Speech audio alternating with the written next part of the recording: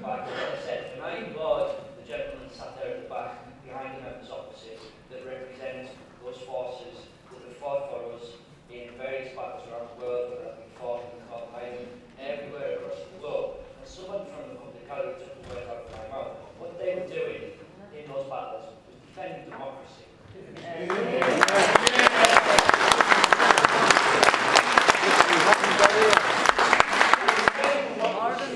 As much as they are very more than welcome here tonight, and again, I thank them for the efforts they've made over the years and their fellow members of the various forces. I imagine, I don't speak for them, but I imagine what they've witnessed tonight, they'd be ashamed of. We wondered what the fought for. Fight for democracy, see taken away. I agree, and I'm casting back there, that those gentlemen showcase the best that Hartlepool has to offer. The people opposite me, or directly opposite me, who represent the worst that Hartlepool has to offer.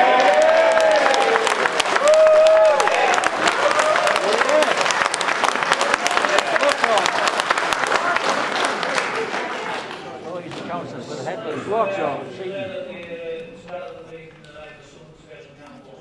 Okay. What? Well, the rest of us? Councillor Lilly. I really get the point that Councillor Riddle was making, and I think everybody else, well, almost everybody else, got that point. Saturday was an amazing day. I was there. I chose to go as a member of the public because, well, I think members of the public might explain why I chose to go as a member of the public. But the armed forces that were there, the Third Reich was, it was brilliant that we honoured through freedom of the borough, that we honoured that regiment.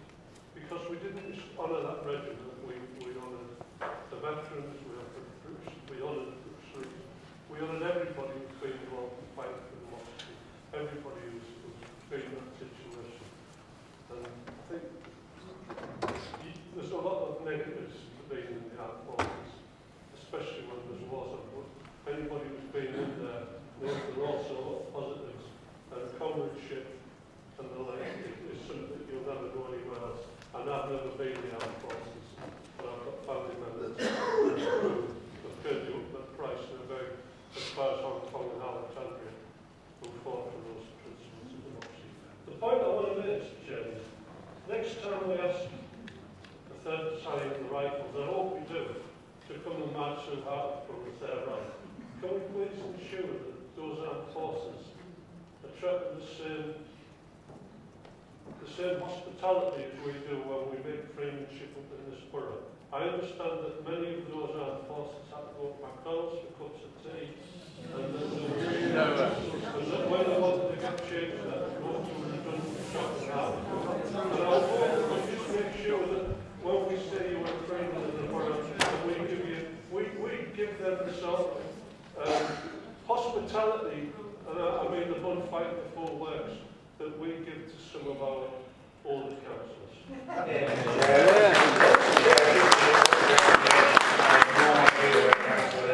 Has got that information from. The rifles came in this building, they were fed, they were watered, they were looked after, and then they left to go to another march at 1 o'clock. But they Is that before or after the councillors?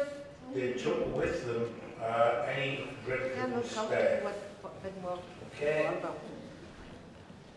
Councillor Thompson. Thank you, Chairman.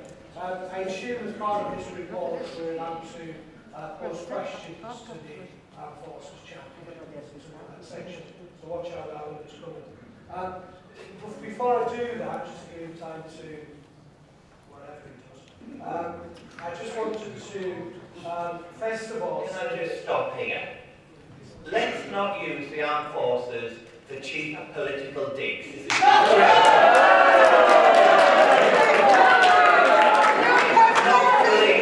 The level this council is going to use the armed forces cheap and you should be ashamed. What right have you got? Come on, I'm going to close this down. What right have you got?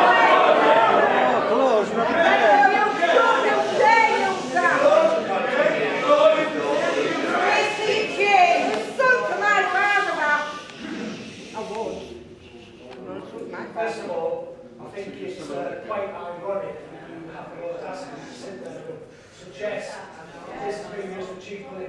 years. I've been in this chamber for 5 years, and I've never, ever heard a presentation for the Armed Forces Champion, and it is no coincidence that Councillor Bartley is up for election this year.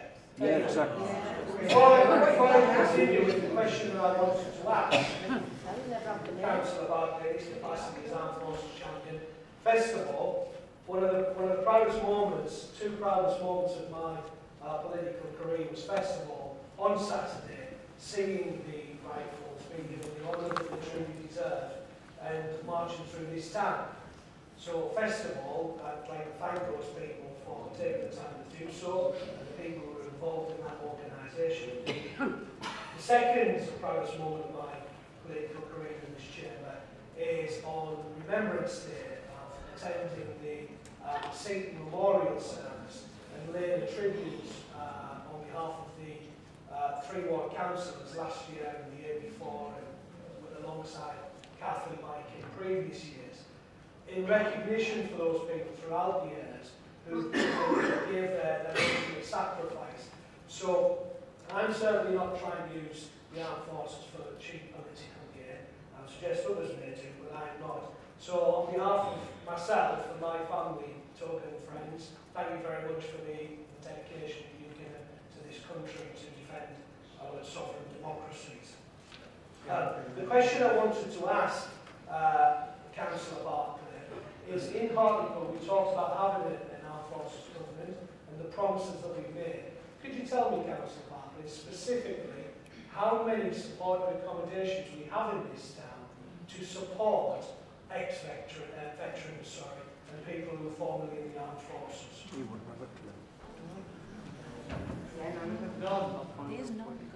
Phone a friend.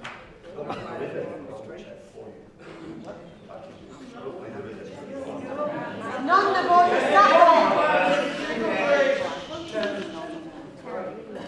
I also answer his first point.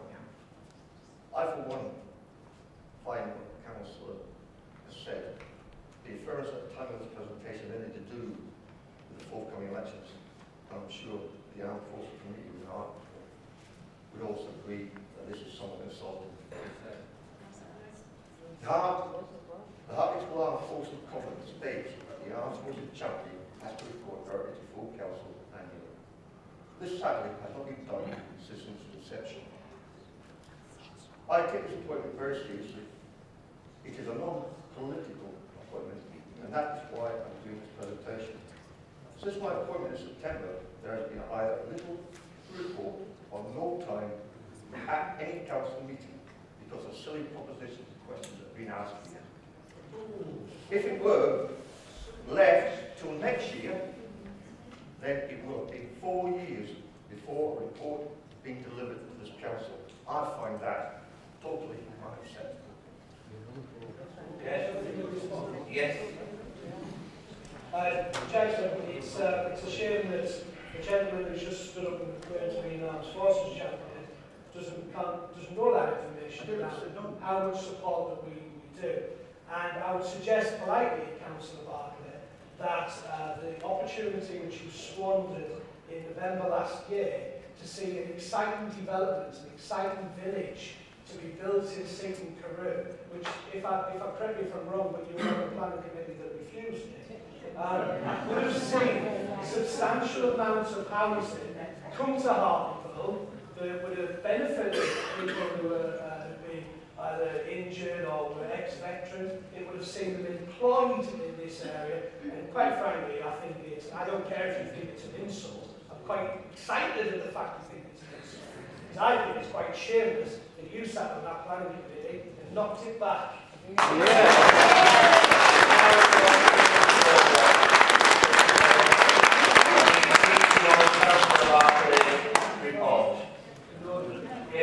you. We will now move on to item 13. And can I also take this up before we do, just to inform council, I took it on to write to all the staff who had helped organise the event of the rifles. We are in communication to thank everybody who's been involved. So that's already been done. We will now move on to item 13, 13A.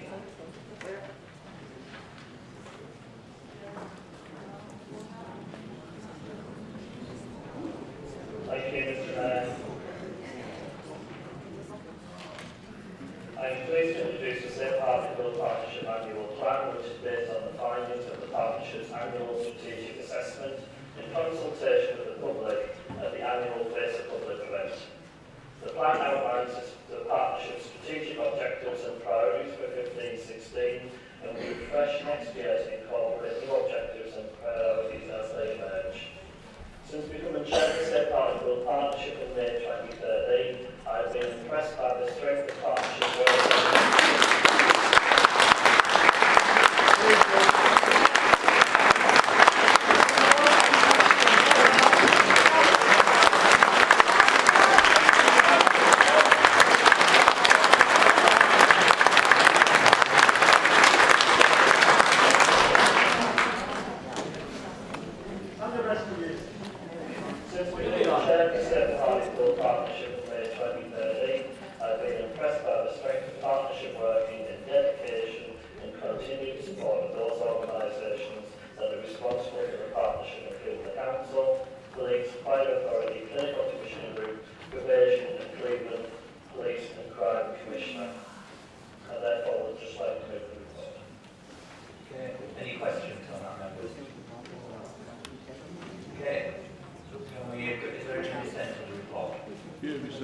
There's not that we have a show of hands, so what's in favour? Okay, that's unanimous. Item 2. Thank you, and I'd just like to move the report. Councillor Hargreaves. I might stand up and do this every time. I just wanted to make a comment about the council's plan. More than a vision or something that isn't there, should be there. Page 28, we talk about communities having improved confidence in more cohesive and safe. And we talk about implementing a new community engagement and cohesion strategy. And I just thought it would be remiss to let that plan go through without some mention of the fact that this year we've taken the decision to withdraw any funding whatsoever for the voluntary sector through the community pool, and that we have left HVDA, Hartlepool Voluntary Development Agency, as the umbrella body for the voluntary sector, for the voluntary community sector, so the hundreds and thousands of volunteers that work in community groups, which actually, ironically, staff some of the community centres that on the following page, or the page after, we talk about we want to ensure that they're well used and that they thrive and we get lots of visitors, and yet we're actually putting the legs off them by taking away the voluntary sector support organisation that helps them get the funding to continue to run those community centres and all of the other services. We've actually taken away the support that they get to be able to do that. And it's not really a comment, I suppose, about the plan. I appreciate that the officers have to put together a plan based on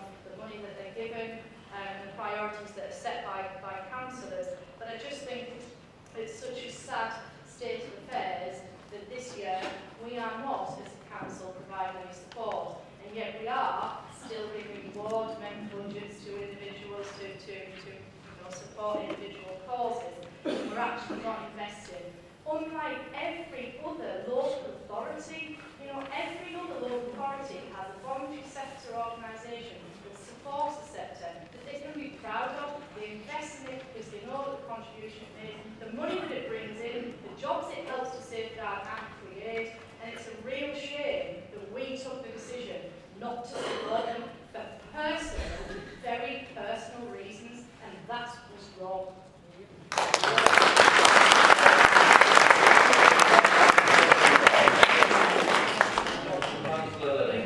Before we do, can we move standing orders till 10 o'clock?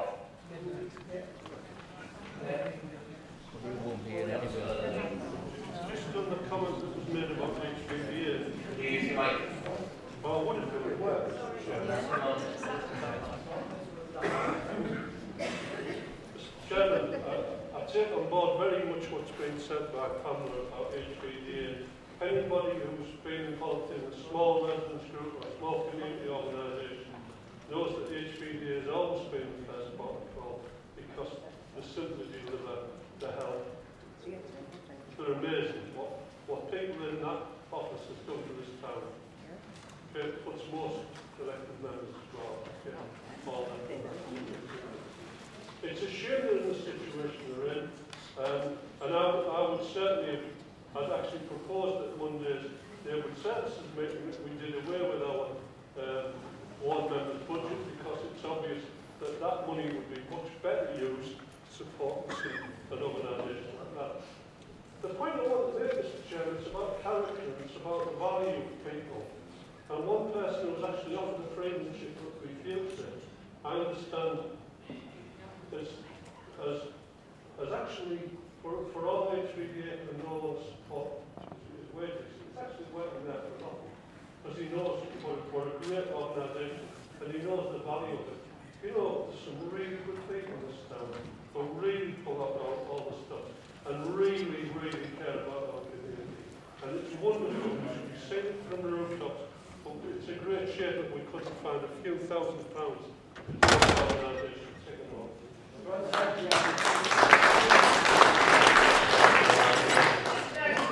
If there is strength of faith in the room to do such a thing as support such an important service in the town, the umbrella body, could we not move tonight that any favourable outturn be used to support Hartlepool Development Agency? And we could all vote on that tonight, and we could actually help them survive, and we could actually help them help other groups, which actually helps the economy and helps us all. I would imagine that we could do that.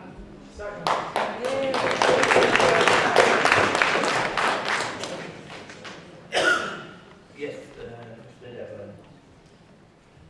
Chair, all the council plan is here to formally approve. I'm reminded actually what we were told by an LGA, or the Government Association peer review group, to avoid making policy in the hoof. Because it's not good governance. What has been mentioned actually conceivably be looked at. I think in terms of proposing to kind of reshape the council plan at this point in time actually, look, I appreciate the sentiments that are being given, it's probably not particularly good governance. So therefore I would suggest basically you move on the council plan as is, and thereafter actually ask your officers to look into matters and bring further reports back to council on the issues raised. Councillor Aiken's Chair. Can I just say some clarification, because the same proposal about support and community development was moved on the 18th of December, and it was recommended that councillors use their ward member budgets if they so see fit. But I'm more than happy to accept the report back to finance and policy, but whatever recommendations when we are considering our terms should be favourable. Councillor Brash. I'd like to send in Councillor Hargreaves' proposal. And just to make a point, Peter, I don't think, although you're perfectly entitled, it would be very advisable for many members of the opposite staff throwing a peer review report around as a reason not to do something, because they ignore most other policies. I think this is a perfectly reasonable suggestion. I don't think it's policy on the move. I think that actually what we're saying is, if there's a favourable outturn, this council will look to support an organisation. Now, if there are any members in this council chamber who want to stand up and say that organisation is not worthy of our support, then by all means let them. I know at least a few of the opposite who believe that for entirely personal reasons, but that's nevertheless the case. It's a perfectly reasonable suggestion. Obviously, the nature, amount, etc. would have to be decided afterwards. Nobody knows it's going to be a favourable outturn. And that can fall on the basis of any report, the finance and policy, or wherever else. But the principle that a favourable outturn can be used to support an organisation, I seem to think that most people think is extraordinarily valuable, is perfectly reasonable here tonight, and I happily second it, and I expect a vote to be taken on it. Any further comments?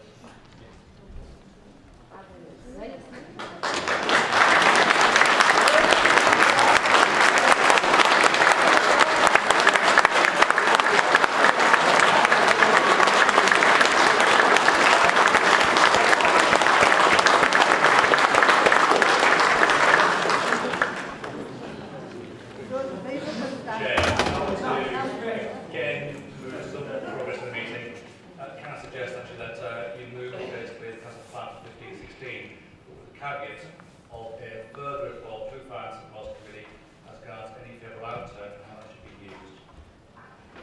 I understand these, but I just think it would be really helpful for everybody here to have an indication of the direction of travel from members. So that might be the kind of legislative thing that we need to do, but I think it would be good to have assured of what that Finance and Policy Committee might do should the report arrive at them, because quite here is the public arena and their decisions might be affected by that. In Finance and Policy, in a closed meeting, they'll probably make different decisions. So if we could have that sure, I think it would be really useful. Thank you. First of all, I can't predetermine that you know what a decision of finance and policy is going to be, which is a public meeting, and anybody can come to that meeting. So, depending on what the outcome is going to be, and depending on the demands are on this council, we're covering all the services that we have to protect, given that we've had a 40% reduction in overall budget, and we've got demands to meet in the future. I cannot support a motion that is going to look at one individual, because we have to look at all services in Hartlepool. Someone working for now. Okay, do you agree to that amendment? I'd quite like a vote, if that's... A vote on what? I'd like a vote, so like I'm moving that we look at any favourable outturn being used to support the HVDA, so that's my motion. I think the second is I was going to move forward, that's Was proposed and seconded, where were you? Yeah. Secondly. Not listed as normal. Can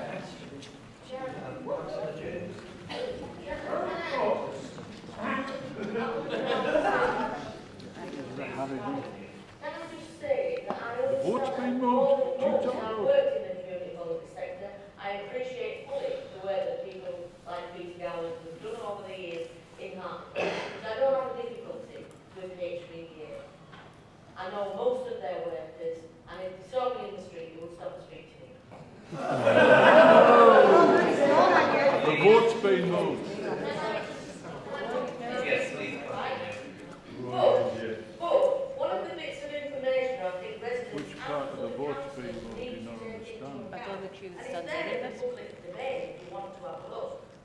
You just need to type into a computer for the Charity Commission's website, and it'll put in the words Hartlepool Voluntary Development Agency Limited. Oh, man, the Their residents. last declaration went in December 2014 for the last financial year. Of the Labour And whilst I don't know the figures exactly, I can tell you the flavour of those figures. They have about £250,000 in investments, and they have about £300,000 of other monies. So, in the scale of things, Chairman, there are other groups that are far more needy than HVDA. Over 28 years he had that. That information is there, and anybody that wants to go and have a look at it, please do so. Over 28 years.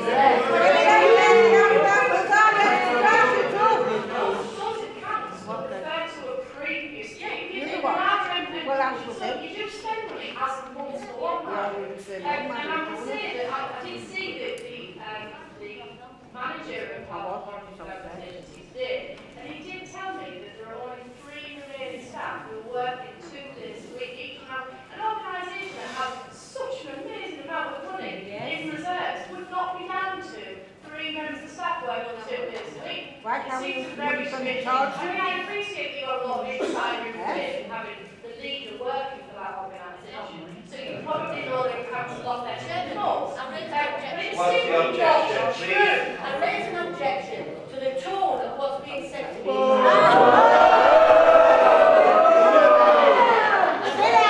Sit down. And unfair and untrue. That information Order. You're torn deaf. it would be helpful. It would be helpful. Now you're listening, aren't you? It would be helpful that when this report comes to finance and policy, right, that Mr. What's his name? Phone a friend. The manager the audience. Available, and that he provides the actual financial information of the organisation, so that this council can make a decision based on fact. The fact is, we want to to the vote on the proposal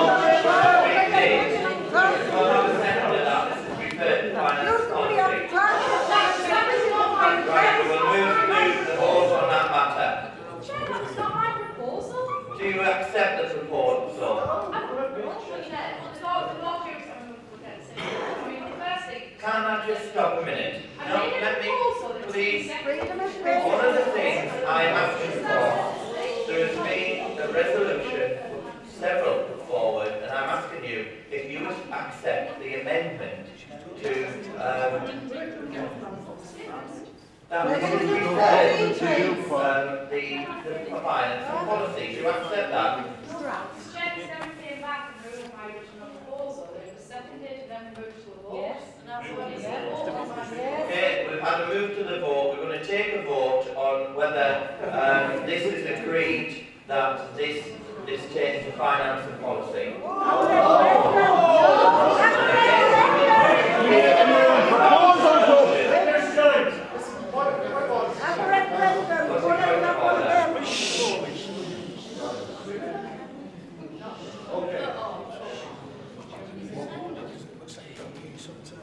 Mr. Chair,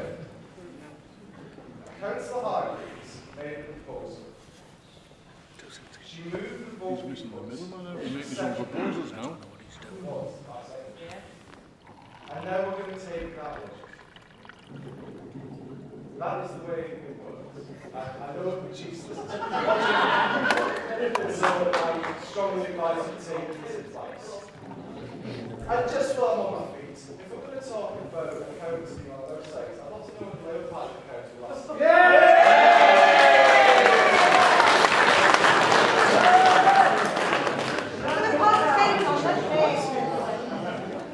I don't give the treasurer my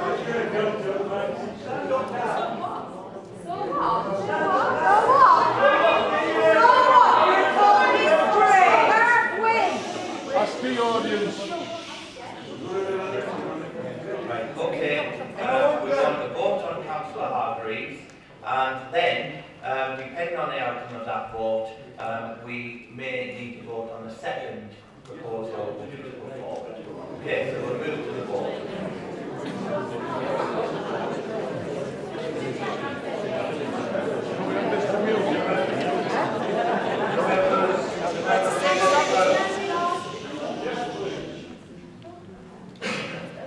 Councillor Hargreaves on a motion, or are members happy to deal with it? You don't want people coming back and saying they don't remember it? I would appreciate clarification from staff.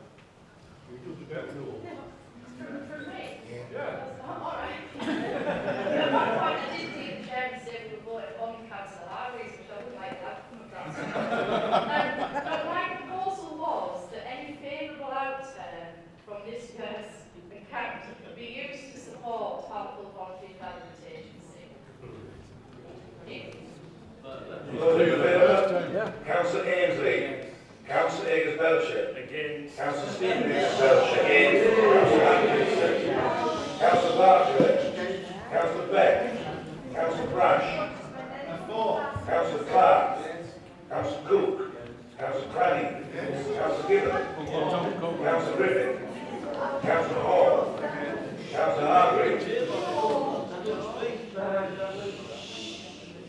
Councillor Hine. Councillor Jackson. Councillor James. Councillor Lauderdale. Councillor Lilly. Councillor Loing. Councillor Martin Bell. Councillor Morris. Councillor Payne. Councillor Richardson. Councillor Ritter. Councillor Robinson. Councillor Simmons. Councillor Sears. Councillor Springer. Councillor Thomas. Councillor Thompson. Okay, so we'll now move to the second vote, that this matter is referred to finance and policy.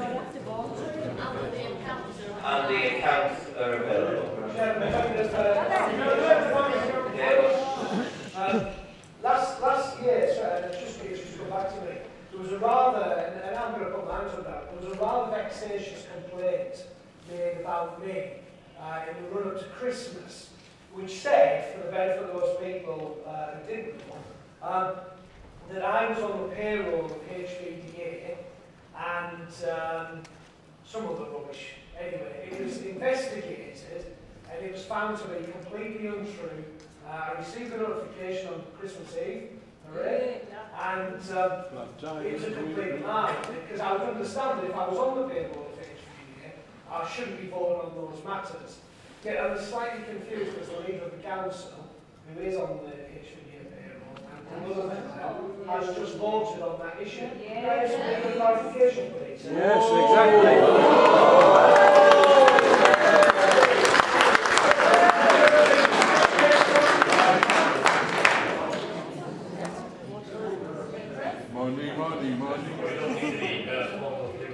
He's still in the 6th from it. He's exempted on the 6th. The onus upon members as regards those declarations. I think in a way actually we have been kind of overtaken by the emotion upon debates. Things actually have moved fairly quickly basically actually from one side to the other. It is up to members basically to make any declarations they think appropriate, even actually whereby they later become aware of matters. Should any members wish to make a declaration, then obviously they're invited to do so. The onus is upon members. Can I just say, you were asked as well. Yes, not long.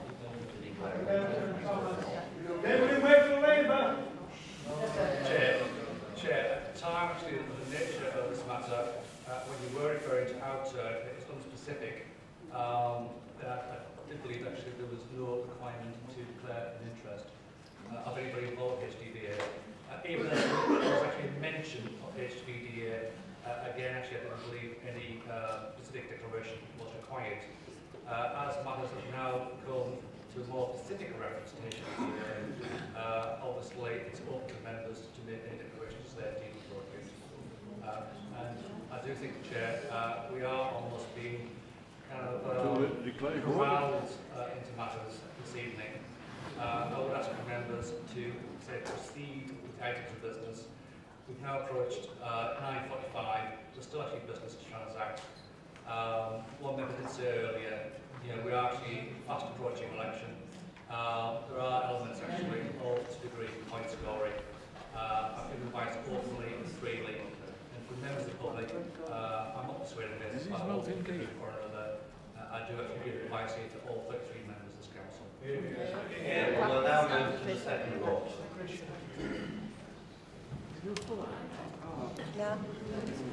Councillor Ainsley, Councillor Fisher Belcher, Councillor Stephen Inglis Belcher, Councillor Atkinson,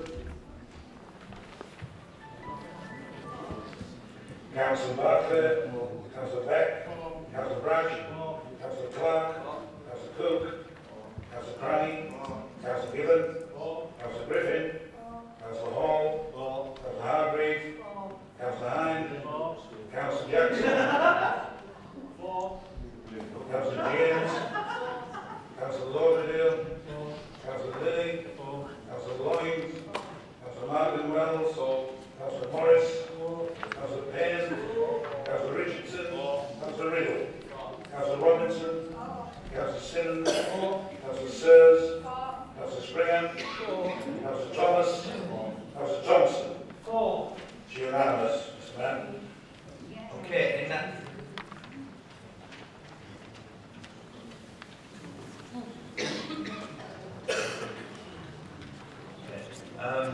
I would like to ask, in terms of where we are now as a substantive motion, whether there is any dissent with what's been put forward. Okay, in that case, can we have a show of hands? All those in favour? Okay, that's unanimous and actually recorded as unanimous. We will now move to item 14, and I will now leave the chamber.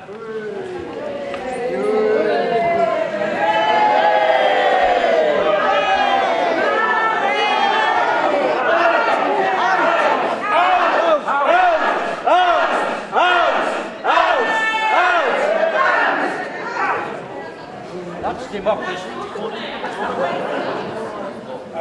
In the absence Councillor, please, Deputy Mayor, can I have a nomination from the floor to chair the meeting? Chair. Councillor Chris Wilson. I'd like to nominate Councillor Richardson. Check that out. Where the opposition is. I'd like to nominate Councillor Rash.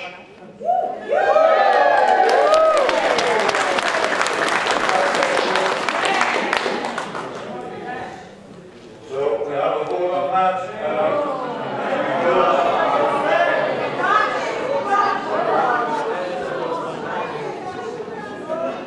All those in favour of Councillor Richardson taking the chair, please indicate.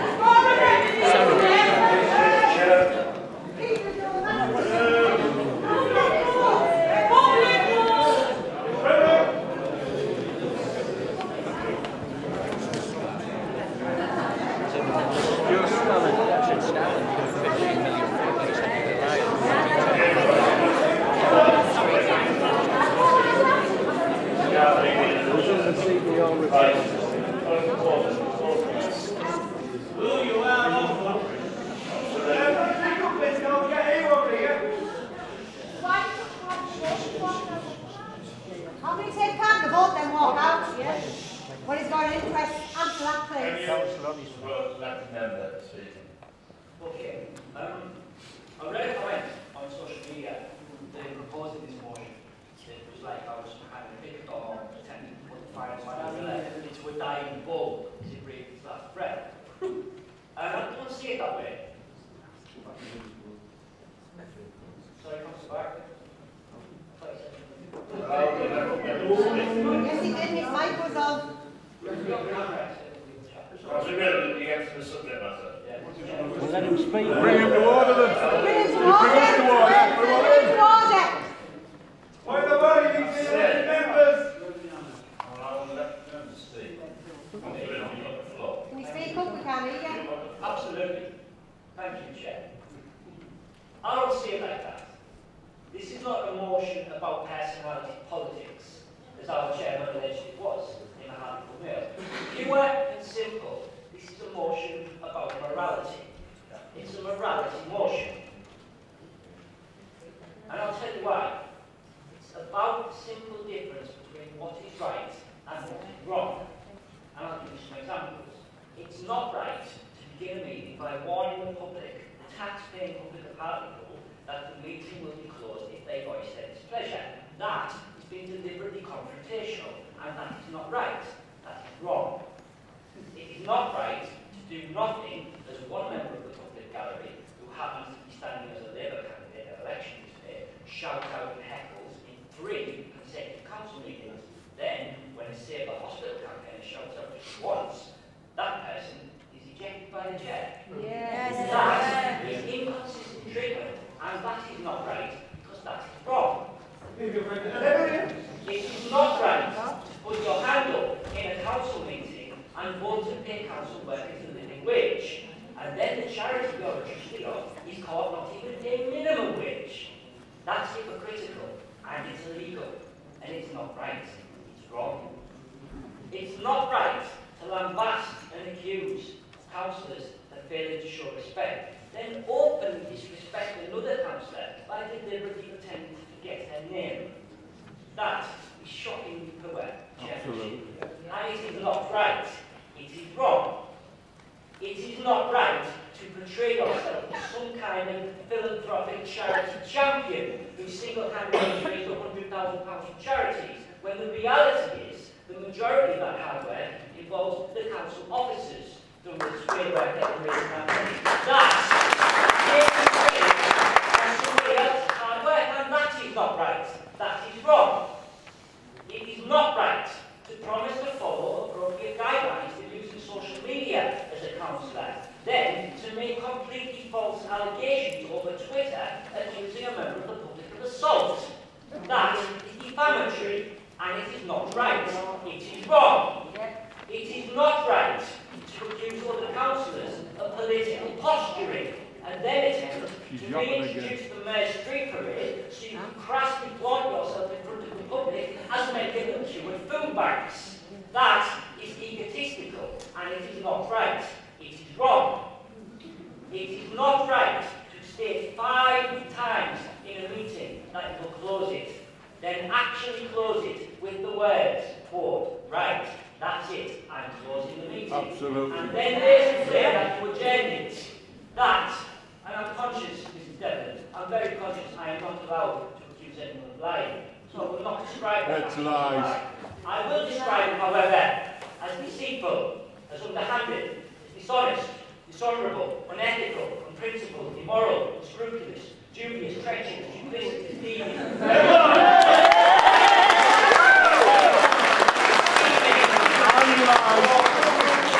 So my motion, Chair, my motion is that we hold a vote of no confidence in the Chairman of our Council. And some may argue that this is politically motivated, that it is time to cause maximum damage to the Labour Party in the election to claim.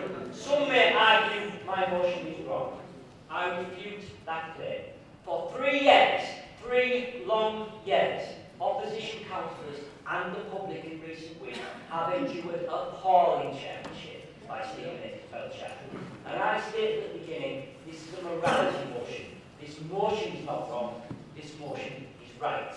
And I move the motion.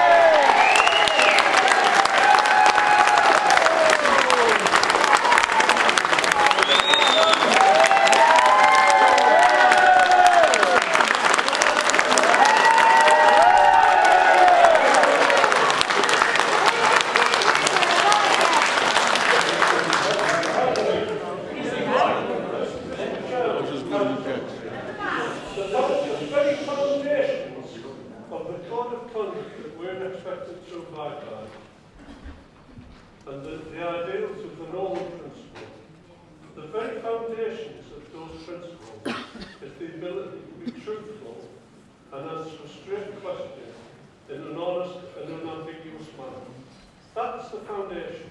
If you've got that right, to me you're halfway there. The public will forgive you being incompetent, could even forgive you not knowing answers and well, tell them what they don't want to hear. But they will not forgive deceit, they will not forgive the lack of honesty. In order to fulfill that, it doesn't call for educational qualifications or even the ability to speak the Queen's English, although it does help. The public should expect that all officers and elected members, in fact they shouldn't expect, they should demand, and the trouble I think is it's affecting the culture of this council, that the inability to own up to mistakes, the inability to be honest when you've made a mistake, to say, yeah, I'm sorry, I did that. You know, that's what actually happened, rather than trying to stay way around it. It's seeping into the very culture of some members of this authority. It's the duty of all elected members. In fact, I think it actually states so in the Code of Conduct, it doesn't show, to challenge those who are entrusted with the very process of being not just elected members, but chairing this council, especially when those basic abilities to answer a question honestly fail. I don't see it quite as complicated as Councillor Little. I see it really simple, that when somebody says to you, you adjourn the meeting, you close the meeting, and they say, no, I adjourn it, and everybody knows that it's on DVD.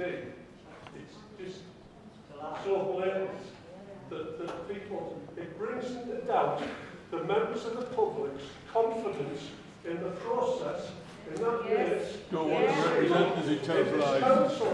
We can't allow that to happen. No. Some people might be happy that it happens and it just gets swept under the carpet, but we can't allow that to happen. Absolutely.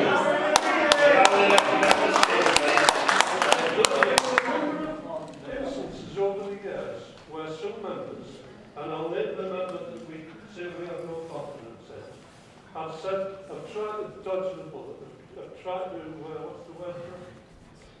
They fail to accept the responsibility of their actions, and the likes of Manor residents is something that was just beyond the pale to me. The simple fact is, and I appreciate this Councillor Stephen Hicks' last time as chairman of this council, but it's an issue that we should resolve. We can't have a chairman of our council with these failings without challenging it. I have no confidence in. I would argue that the vast majority of Hartlepool residents actually have no confidence in the man. We should move a vote of no confidence because it will reflect the views. And I would hope that when the Congress officer put forward a new chairman, and I've never had trouble with this chairman in the Congress. Looks well there, doesn't it? I would hope that it was somebody who can actually do the job, but recognise accuracy and inaccuracy, and also members who own up to mistakes when they're making, especially when those mistakes are as serious as some that have been made.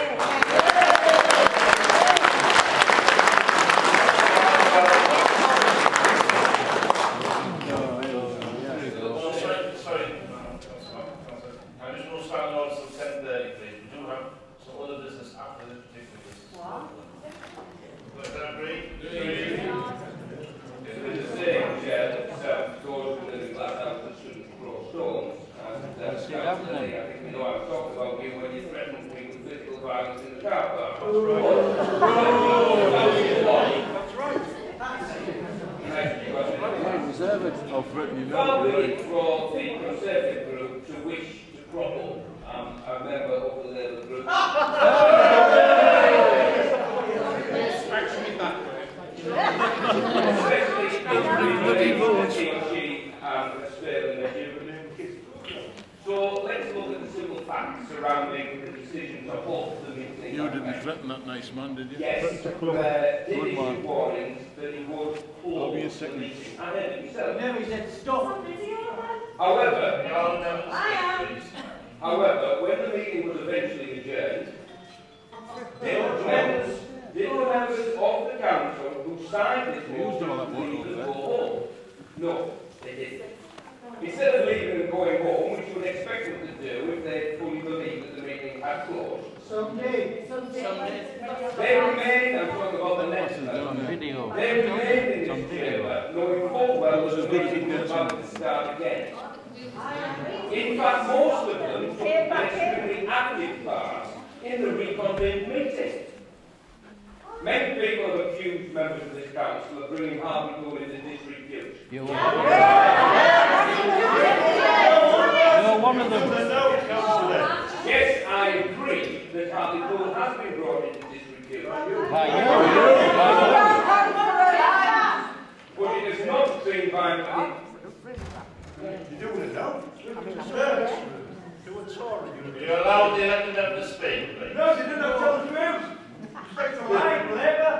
The disrepute has been brought by constant taking of cheap shots for nothing more than personal gain.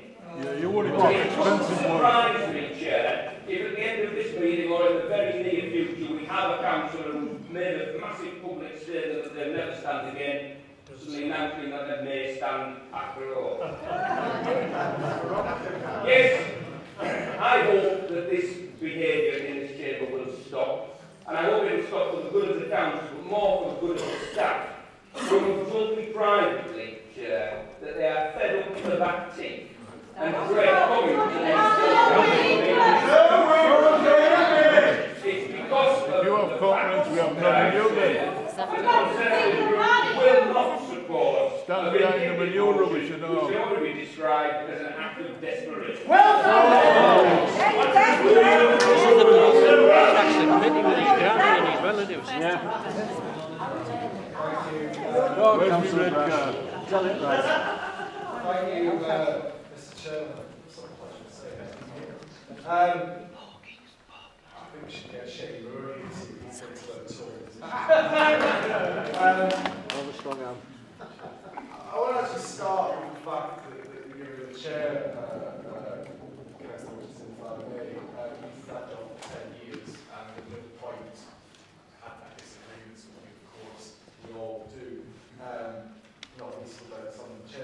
occasion. But I never doubted for one moment your integrity to do the job that you're currently doing and standing in. If I had a vote, I would certainly be happy to support your accession to the mayoralty come the course of the elections. And in all of your time in that chairmanship, I can't think of any occasion where I witnessed the scenes that we have seen tonight, and the last meeting, and the meeting before that, and the meeting before that. And it is a particular kind of arrogance to blame the public for that, as if somehow there is no responsibility on anyone's shoulders in the elected membership. I witnessed behaviour by the chair that you would never have done. A disrespect for members of the public, a rudeness, an inability, quite frankly, to deal with the pressure of the situation. And I'll be honest, I always kind of thought it was a capability issue, really. I think similarly about the leader of the council, I'm sure it's a secret. I should never about morality as councillor Whitman puts it, tells that my own view is always about copying up the job, quite frankly, and that's just something you have to live with if you're not doing a particular job. But as this pressure came to bear, it became more and more obvious that there was a nasty streak developing in the way these meetings were being chaired. It's a streak I've personally seen before. It's a streak that council officers have mentioned to me. It's a streak that other people outside this council have mentioned to me on a number of occasions. And it's clear to me that Stephen Eckfelter is not, as one puts it, fit for purpose when it comes to chairing council meetings. I didn't really know what else to say tonight, so I turned to an actual socialist, who are few and far between in this room, to sum it up. Now Bevan, to paraphrase, said, he has offended every principle of decency, and there's only one way in which he can even begin to restore his tarnished reputation, and that is to get out, get out, get out. Yeah!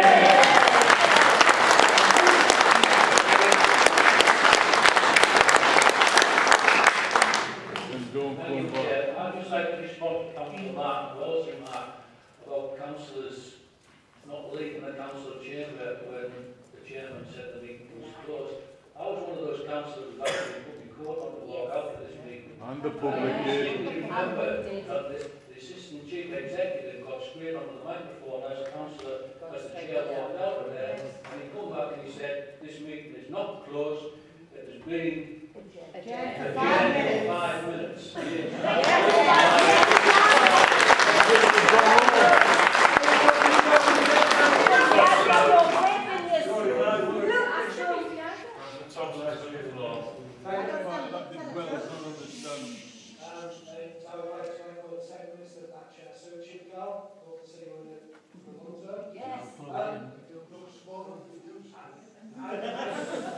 I wanted to pick up the point that the leader of the Conservatives was just mentioned about actions that have brought this council into disrepute.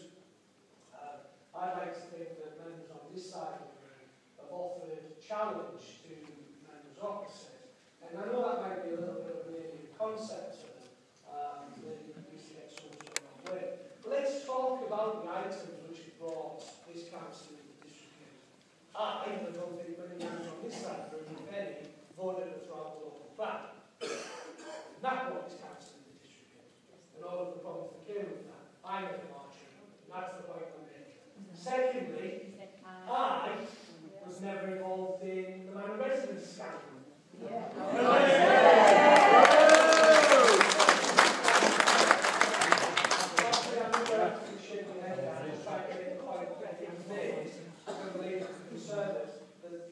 Members on this side taking cheap political shots from the council in the district, I think was the phrase. I'm just making a point to do what's on this side of the room. Secondly, I never voted to increase my own allowance. And on the other side did, and I think that's fair to say, that I brought this council into disrepute. And Keith, I apologise for what I'm about to refer to you as, I've never demanded that an elderly gentleman who struggles on his feet was evicted from this chamber. That happened in Australia. I have never been in a legal dispute with a neighbouring strategic partner authority which is bringing this council into disrepute. That is happening from our good chair. So, Ray, I'm delighted to inform you that I will be standing. What is it?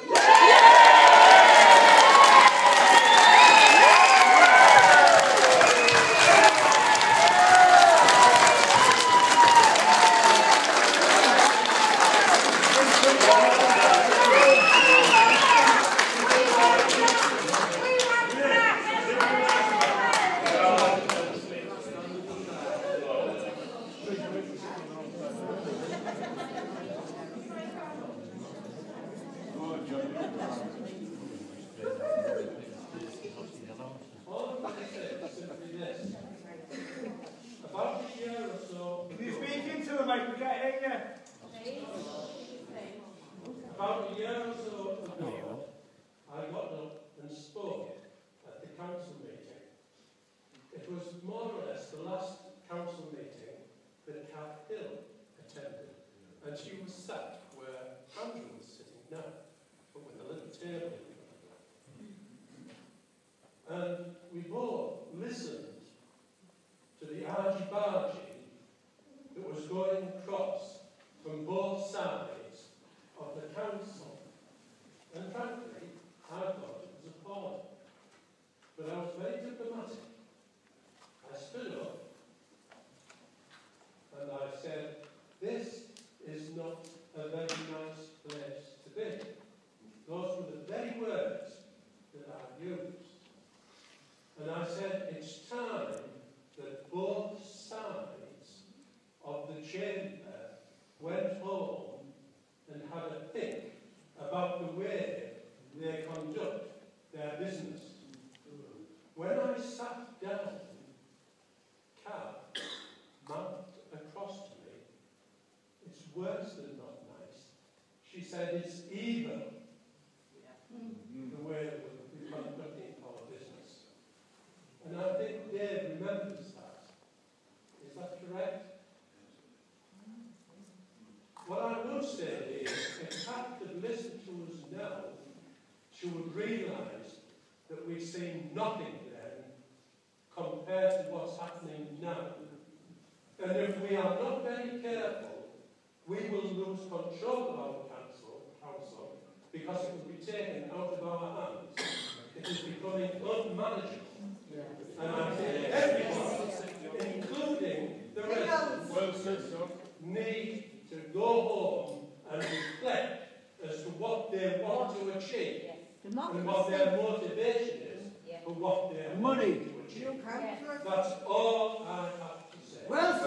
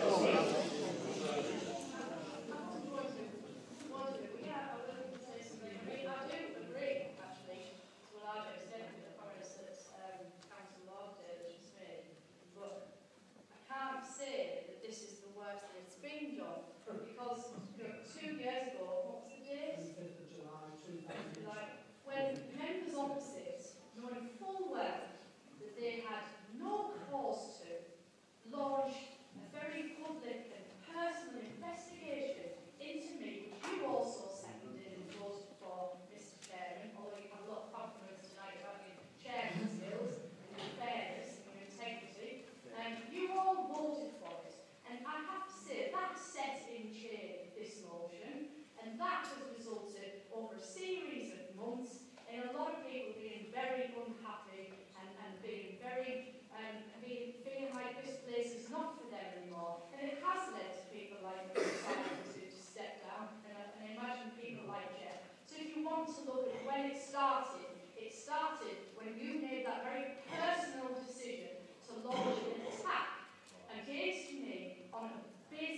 lies, which you knew were lies, and you sat in a room with me, Christopher, and you said you wouldn't apologise even though you knew that you'd done the wrong thing, and you were there.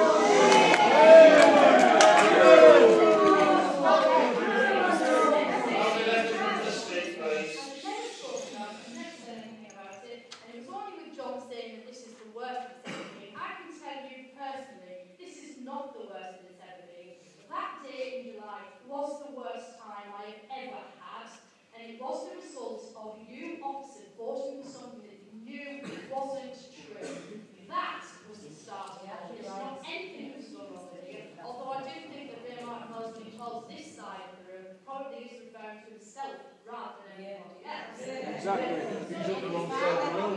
If we do want to be grown up about it, and I do think we should, we do need to find a way to move forward as a council, and we do have to think about all of the people that we serve, all of them, not just people that come to the council meetings. And by the way, if I'd known that everybody was going to have so many people all the time, I might not have decided to step down, because it is actually really good to see so many people who are actually interested in what the council does, because for 12 years I've never seen this about people who don't put any interest at all. But I just like to say, Rights to living. have to, for the sake of all of the people who live here, and for the future of the town, we have to get on, we have to move on, and we have to do something differently, because this isn't working. It's now nearly 10:30, and I've got to be honest, I did not leave my daughter on her own with my sister for this.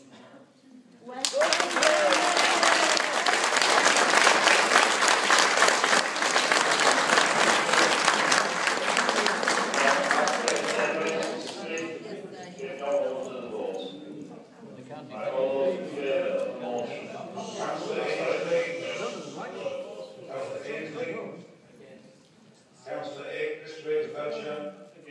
Councillor Atkinson 4, Councillor Bartley, Councillor Beck, Councillor Rash, Councillor Clark, Councillor Cook, Councillor Planning, Councillor Gibbon, Councillor Griffith, Councillor Hall, Councillor Hargreaves, Councillor Hine, Councillor Jackson, Councillor James, Councillor Lauderdale, Councillor Lilly, Councillor Loynes, Councillor Martin Wells, Councillor Morris, Councillor Payne, Councillor Richardson, Councillor Riddle, Councillor Robinson, Councillor Simmons, Councillor Sturs, Councillor Springer, Councillor Thomas, Councillor Johnson. Motion is lost.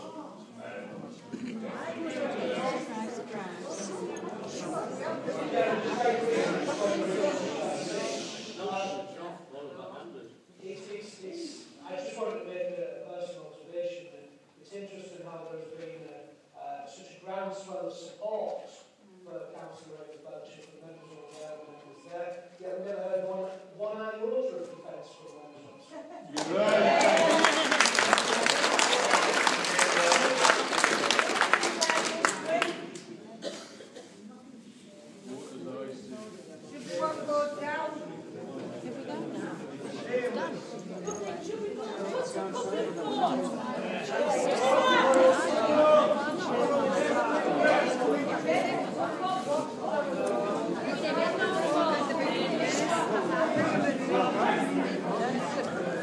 See you later. See you later, love.